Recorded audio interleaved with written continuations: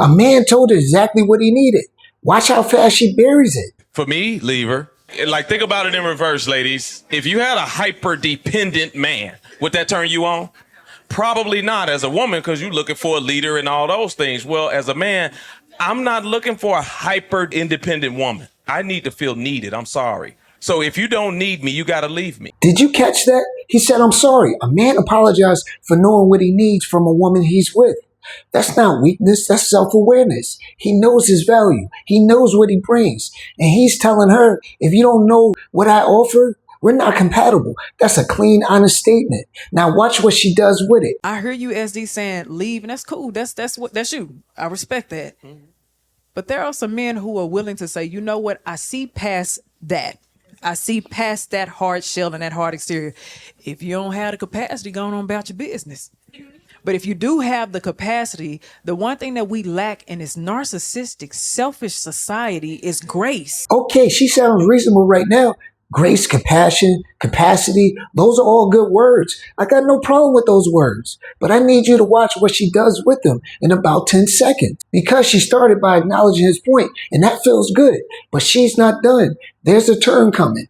And once you see it, you're going to recognize it everywhere in your life. So stay right here. It is lacking. You ain't perfect neither. There it is. You see that? He said I needed to feel needed. A clean, honest statement. And her response is, you ain't perfect neither. His point is gone. We're not talking about what he said anymore. Now he's on defense. Now he got to explain himself. Now this conversation about his flaws, not about the original point. Brothers, that move right there has a name. It's called deflection. And most men sit in it without even realizing they've been moved off their own argument. You came with a point and she made you forget the point. And you apologize for it. Watch how deep this goes. Talk about hyper independence in a woman, but what about dependence in a man who's been enabled by his mama for so long, and we give compassion and we stay there?